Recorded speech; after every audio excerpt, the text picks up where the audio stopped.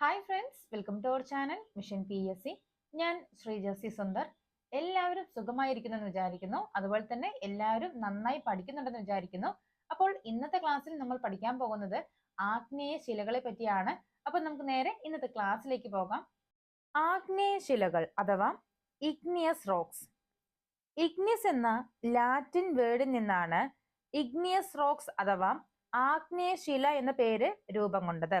Ignis എന്ന Latin വേർഡിൽ നിന്നാണ് ഈ ഒരു പേര് രൂപം കൊണ്ടത്. ഈ ഒരു വാക്കിന്റെ അർത്ഥം എന്താണ്? അഗ്നി എന്നാണ്. എന്താണ്?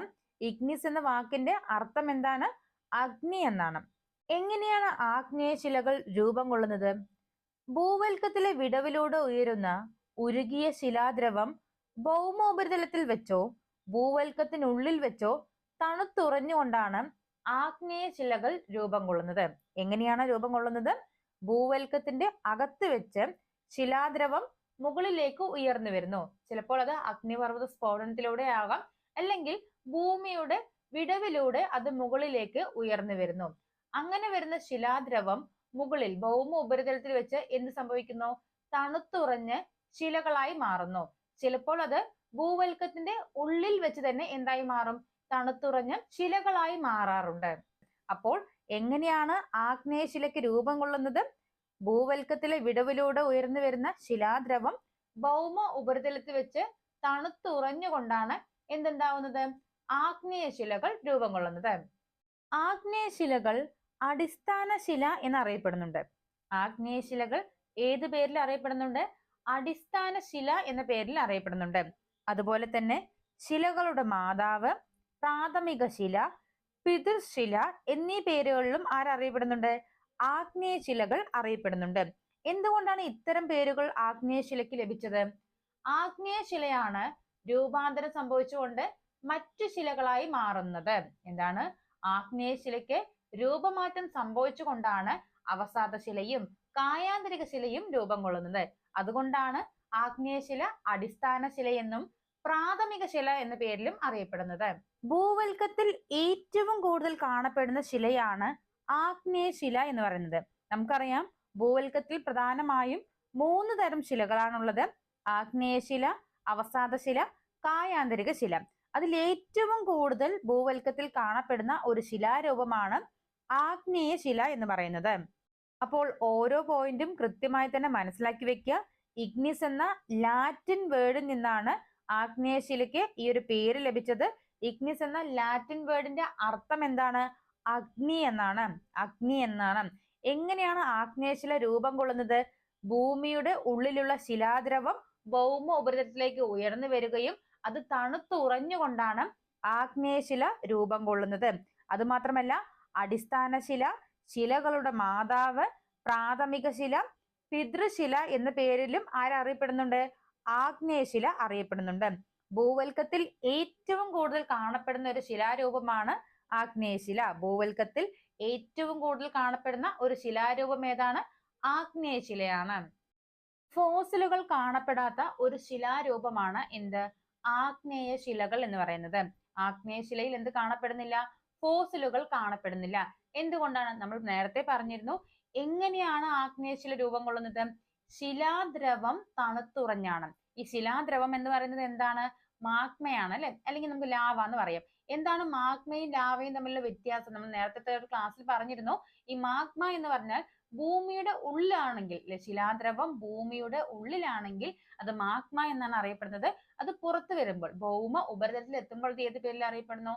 ലാവ എന്ന പേരിൽ അറിയപ്പെടുന്നു. അപ്പോൾ ഈ ലാവയിൽ എന്ത് കാണില്ല? ഫോസിലുകൾ കാണില്ല. നമുക്കറിയാം, നല്ല ചൂടാണ്, അല്ലെ അത്? അപ്പൊ അതിലൊരിക്കലും എന്തുണ്ടാവില്ല? ഫോസിലുകൾ കാണപ്പെടില്ല. സോ ഫോസിലുകൾ കാണപ്പെടാത്ത ഒരു ശിലാരൂപമാണ് ആഗ്നേയ ശില എന്ന കാര്യം ഓർത്തിരിക്കാം. അതുപോലെ തന്നെ അഗ്നിപർവ്വത ജന്യ ശിലകൾ എന്നും എന്തറിയപ്പെടുന്നുണ്ട്? ആഗ്നേയ ശിലകൾ അറിയപ്പെടുന്നുണ്ട്. അഗ്നിപർവ്വതത്തിൽ നിന്നും ആ ഒരു സ്ഫോടനത്തിൽ നിന്നും പുറത്തു വരുന്ന ലാവ തണുത്താണ് ആഗ്നേയ ശിലകൾ ഉണ്ടാകുന്നത്. അതുകൊണ്ട് തന്നെ അഗ്നിപർവ്വത ജന്യ ശിലകൾ എന്നും എന്തറിയപ്പെടുന്നുണ്ട്? ആഗ്നേയ ശിലകൾ അറിയപ്പെടുന്നുണ്ട്.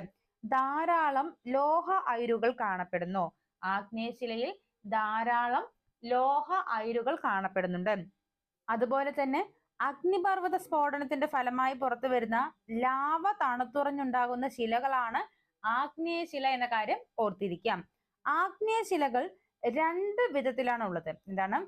ആഗ്നേയശിലകൾ രണ്ട് വിധത്തിലാണ് ഉള്ളത്. ഏതൊക്കെയാണ്? ബാഹ്യജാത ശിലകളും അന്തർവേദശിലകളും. ഏതൊക്കെയാണ് രണ്ട് തരത്തിലുള്ളത്? ബാഹ്യജാത ശിലകളും അന്തർവേദശിലകളും. അപ്പോൾ ഫോസിലുകൾ കാണപ്പെടാത്ത ഒരു ശിലാരൂപമാണ് ആഗ്നേയശില എന്ന് പറയുന്നത്. അഗ്നിപർവ്വത ശിലകൾ എന്നും എന്തറിയപ്പെടുന്നുണ്ട്? ആഗ്നേയശിലകൾ അറിയപ്പെടുന്നുണ്ട്. ധാരാളം ലോഹ അയിരുകൾ കാണപ്പെടുന്ന ഒരു ശിലാരൂപമാണ് ആഗ്നേയശിലകൾ. അഗ്നിപർവ്വത സ്ഫോടനത്തിന്റെ ഫലമായി പുറത്തു വരുന്ന ലാവ തണുത്തുറഞ്ഞാണ് എന്ത് രൂപം കൊള്ളുന്നത്? ആഗ്നേയശിലകൾ രൂപം കൊള്ളുന്നത്. ആഗ്നേയശിലകൾ രണ്ട് വിധത്തിലാണ് ഉള്ളത്. ബാഹ്യജാത ശിലകളും അന്തർവേദശിലകളും. ഇനി നമുക്ക് ബാഹ്യജാത ശിലകൾ എന്താണെന്ന് നോക്കാം. ഭൂമിയുടെ ഉപരിതലത്തിന് മുകളിലായി ലാവ തണുത്തുറഞ്ഞുണ്ടാകുന്ന ശിലകളെയാണ് ബാഹ്യജാത ശിലകൾ എന്ന് പറയുന്നത്. എന്താണ്? ഭൂമിയുടെ ഉപരിതലത്തിന് മുകളിലായി ലാവ തണുത്തുറഞ്ഞുണ്ടാകുന്ന ശിലകളെയാണ് ബാഹ്യജാത ശിലകൾ എന്ന് പറയുന്നത്. നമ്മൾ നേരത്തെ പറഞ്ഞിരുന്നു എങ്ങനെയാണ് ആഗ്നേയശില രൂപം കൊള്ളുന്നത്? ലാവ ഭൂമിക്കകത്ത് വെച്ചോ ഇല്ലെങ്കിൽ ഉപരിതലത്തിൽ വെച്ചോ, ഭൂമിയുടെ ഉപരിതലത്തിൽ വെച്ചോ തണുത്തുറഞ്ഞാണ് ആഗ്നേയശില ഉണ്ടാകുന്നത്. ഇത്തരത്തിൽ ഭൂമിയുടെ ഉപരിതലത്തിന് മുകളിലായി ലാവ തണുത്തുറഞ്ഞ ശിലകൾ രൂപപ്പെടുന്നുണ്ടെങ്കിൽ അതിനെയാണ് ബാഹ്യജാത ശിലകൾ എന്ന് പറയുന്നത്. ബസാൾട്ട് ശില. ബസാൾട്ട് ഒരു ബാഹ്യജാത ശിലയ്ക്ക് ഉദാഹരണമാണ്. ബസാൾട്ട് ഒരു ബാഹ്യജാത ശിലയ്ക്ക് ഉദാഹരണമാണ്. ബസാൾട്ട് ശിലയുടെ പ്രത്യേകത എന്താണ്? പരൽ രൂപമില്ലാത്ത ബാഹ്യജാത ശിലയാണ് ബസാൾട്ട് ശിലകൾ എന്ന് പറയുന്നത്. എന്താണ്? പരൽ രൂപമില്ലാത്ത ബാഹ്യജാത ശിലയാണ് ബസാൾട്ട് ശിലകൾ എന്ന് പറയുന്നത്. ഇന്ത്യയിൽ ബസാൾട്ട് ശിലകൾ കാണപ്പെടുന്ന മേഖലകൾ ഏതൊക്കെയാണ്? ഇന്ത്യയിൽ ബസാൾട്ട് ശിലകൾ കാണപ്പെടുന്ന മേഖലകൾ ഏതൊക്കെയാണ്? ഡെക്കാൻ ട്രാപ്പ് മേഖലയും അതുപോലെ തന്നെ ജാർഖണ്ഡിലെ രാജ്മഹൽ കുന്നുകളും. ഡെക്കാൻ ട്രാപ്പ് മേഖലയിലും ജാർഖണ്ഡിലെ രാജ്മഹൽ കുന്നുകളിലുമാണ് ഏറ്റവും കൂടുതൽ ബസാൾട്ട് ശിലകൾ കാണപ്പെടുന്നത്. ബസാൾട്ട് ശിലകൾക്ക് അപക്ഷയം സംഭവിച്ചുണ്ടാകുന്ന മണ്ണ് ഏതാണ്? കറുത്ത മണ്ണാണ്. ഏതാണ്? കറുത്ത മണ്ണാണ്. ഈ കറുത്ത മണ്ണ് റിഗർ മണ്ണെന്നും അറിയപ്പെടുന്നുണ്ട്. കറുത്ത മണ്ണ് റിഗർ മണ്ണെന്നും അറിയപ്പെടുന്നുണ്ട്. അപ്പോൾ ബസാൾട്ട് ശിലകൾക്ക് അപക്ഷയം സംഭവിച്ചുണ്ടാകുന്ന മണ്ണാണ് കറുത്ത മണ്ണെന്ന് പറയുന്നത്. എന്താണ് അപക്ഷയം എന്ന് പറഞ്ഞാൽ? ശിലകൾ പൊട്ടിപ്പൊടിയുകയോ വിഘടിക്കുകയോ ചെയ്യുന്ന ആ ഒരു പ്രക്രിയയാണ് അപക്ഷയം എന്ന് പറയുന്നത്. എന്താണ്? കാലാന്തരത്തിൽ ശിലകൾ പൊട്ടിപ്പൊടിയുകയോ വിഘടിക്കുകയോ ചെയ്യുന്ന ആ ഒരു പ്രക്രിയയാണ് അപക്ഷയം എന്ന് പറയുന്നത്. ബസാൾട്ട് ശിലയ്ക്ക് അപക്ഷയം സംഭവിച്ചാണ് എന്തുണ്ടാവുന്നത്? കറുത്ത റിഗർ മണ്ണുണ്ടാകുന്നത്.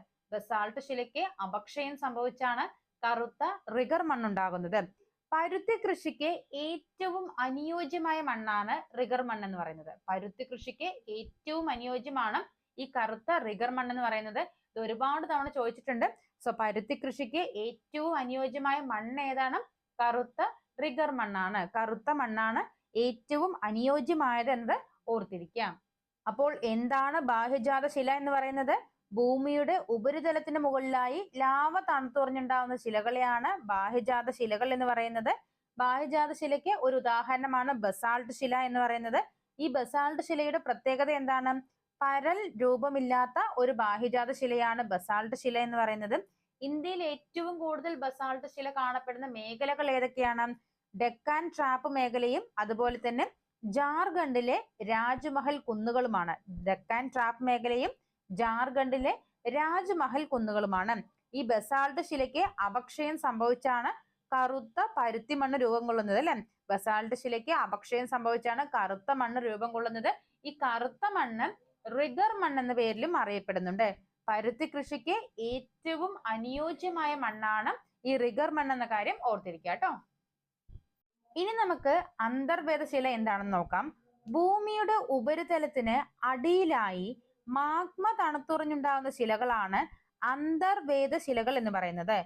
ഭൂമിയുടെ ഉപരിതലത്തിന് അടിയിലായി മാഗ്മ തണുത്തുറഞ്ഞുണ്ടാകുന്ന ശിലകളെയാണ് അന്തർവേദ ശിലകൾ എന്ന് പറയുന്നത്. നമ്മൾ നേരത്തെ പറഞ്ഞിരുന്നു മാഗ്മ എന്ന് പറയുന്നത് അകത്താണ് അല്ലെ? അകത്താണെങ്കിൽ ആ ശിലാദ്രവം മാഗ്മ എന്നാണ് അറിയപ്പെടുന്നത്. പുറത്തു വരുമ്പോൾ ഉപരിതലത്തിന്റെ മുകളിലേക്ക് വരുമ്പോൾ അത് ലാവ എന്നറിയപ്പെടുന്നു. അപ്പോൾ ലാവ തണുത്തുറഞ്ഞുണ്ടാകുന്നതാണ് ബാഹ്യജാത ശില. മാഗ്മ തണുത്തുറഞ്ഞുണ്ടാകുന്നതാണ് എന്ത്? അന്തർവേദ ശിലകൾ എന്ന് പറയുന്നത്. ഈ അന്തർവേദ ശിലകൾ പ്ലൂട്ടോണിക് ശിലകൾ എന്ന പേരിലും അറിയപ്പെടുന്നുണ്ട്. അന്തർവേദ ശിലകൾ പ്ലൂട്ടോണിക് ശിലകൾ എന്ന പേരിലും അറിയപ്പെടുന്നുണ്ട്. സോ ഭൂമിയുടെ ഉപരിതലത്തിന് അടിയിലായി മാഗ്മ തണുത്തുറഞ്ഞുണ്ടാകുന്ന ശിലകളാണ് അന്തർവേദ ശിലകൾ എന്ന് പറയുന്നത്. അന്തർവേദ ശിലകൾ പ്ലൂട്ടോണിക് ശിലകൾ എന്ന പേരിലും അറിയപ്പെടുന്നുണ്ട് കേട്ടോ. അന്തർവേദ ശിലകൾ പ്ലൂട്ടോണിക് ശിലകൾ എന്ന പേരിലും അറിയപ്പെടുന്നുണ്ട്. ഇനി നമുക്ക് ആഗ്നേയ ശിലയ്ക്കുള്ള ഉദാഹരണങ്ങൾ ഏതൊക്കെയാണെന്ന് നോക്കാം. Basalt, granite, dolerite, batholiths, dykes. ഏതൊക്കെയാണ്? Basalt, granite, dolerite, batholiths, dykes. ഇതെല്ലാം SCERT ടെക്സ്റ്റ് ബുക്കിൽ തന്നിട്ടുള്ള ഉദാഹരണങ്ങളാണ്. അതുകൊണ്ട് തീർച്ചയായിട്ടും പഠിച്ചു വെക്കുക. ഓഡ് വൺ ഔട്ടൊക്കെ ഇപ്പൊ നമ്മുടെ പരീക്ഷയിൽ തുടങ്ങിയിട്ടുണ്ട് അല്ലെ. അപ്പൊ അതൊക്കെ നിങ്ങളൊന്ന് നോക്കി വെക്കുക. അതുപോലെ നിങ്ങൾ പഠിക്കുന്ന സമയത്ത് തീർച്ചയായും SCERT ടെക്സ്റ്റ് ബുക്കിൽ തരുന്ന ഉദാഹരണങ്ങൾക്ക് കുറച്ച് പ്രാധാന്യം നൽകണം. തീർച്ചയായിട്ടും ചോദ്യകർത്താക്കൾ ഇവിടെ നിന്ന് തന്നെ ചോദ്യങ്ങൾ ചോദിക്കുന്നതായിരിക്കും. അപ്പോൾ എല്ലാവരും നന്നായി തന്നെ പഠിക്കുക. നിങ്ങൾക്ക് ചുറ്റുമുള്ള ഉദ്യോഗാർത്ഥികൾ എത്ര വർഷമായി പഠിക്കുന്നു, അതുപോലെ തന്നെ അവർ എത്ര പഠിച്ചു എത്ര പഠിച്ചിട്ടില്ല എന്നതിനെ കുറിച്ച് നിങ്ങൾ ഒരിക്കലും ചിന്തിക്കരുത്. നിങ്ങൾ എങ്ങനെ പഠിക്കുന്നു, നിങ്ങൾ സിലബസ് കവർ ചെയ്യുന്നുണ്ടോ, പഠിച്ച കാര്യങ്ങൾ റിവിഷൻ ചെയ്യുന്നുണ്ടോ എന്ന കാര്യം മാത്രം ശ്രദ്ധിക്കുക. മാത്രമല്ല പഠനത്തിൽ നിങ്ങളുടെ ഫോക്കസ് മാറിപ്പോകാതെ എല്ലാവരും നന്നായി തന്നെ പഠിക്കുക.